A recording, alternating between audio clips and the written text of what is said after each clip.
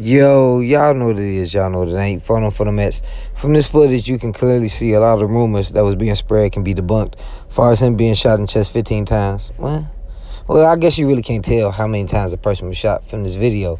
But they say he was shot 15 times. But I can say I confirmed it, quote unquote. He was only shot once in the chest. He was also in Drill City area. We covered that already. But from this footage, you can see in the second clip, if I'm not mistaken, y'all correct me if I'm wrong, Liljeff is the guy in the shorts that make a dash for it towards the back of the crib, and they end up catching up with him and shooting him, and unfortunately taking his life. And when you see this shit, it's just such a chilling reminder of how you should never damn near come back to Chicago. I don't give a fuck who you is. And that's what make Chief Keef such a legend in my eyes, because who cares what the world had to say? This is how he feeling. As far as him not returning to his hood, him being banned, or whatever it is, he knew getting away from Chicago was the best thing he could do. And I know Jacksonville, Florida, and there's so many other places in California, down south, up north, wherever, get wild. But something about Chicago is just such a crab in the bucket city to me. And we also heard stories about 45 shell casings being found at the scene, as well as him being dropped off. Somebody dropped him off and pulled off. But there's also like reports of a Hyundai being involved. And when I first heard that, I'm like, man, maybe he was sliding, a drug deal went wrong. It had to be something like that for a Hyundai to be involved if they was making it seem like it had something to do with Liljeff. But maybe it was the vehicle was recovered or something like that. Don't know.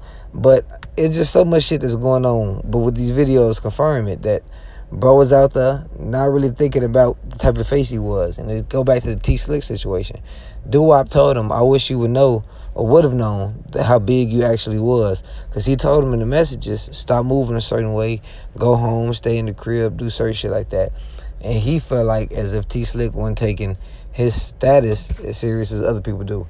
But for a fact, one thing that I noticed that everybody got in common when they come from Chicago, the same with FBG Duck, the Bloodhound Liljeff, and Lil Josh, because we lost a few rappers, Trigger Black, even though he wasn't as big as the others, is that people get comfortable in Chicago. Even me, myself. You get to a point where people recognize you sometimes and it feel good, and you be like, yeah, I'm still in my city and I'm moving however you move, if you got guns or not. But you get too comfortable and you get too relaxed and you forget that people still might want to harm you, regardless if you harm people or not. Because Liljeff was robbing people. He was doing the death of a bunch of shit. He said he had about 10 bodies.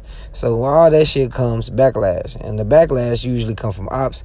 And I ain't even talking about from the media. So you could use your head and figure out the type of life that these rappers want to live. Most definitely not going to result in like a 10 plus year career. Get in the comment section. Let me know what y'all think below. I'm gone.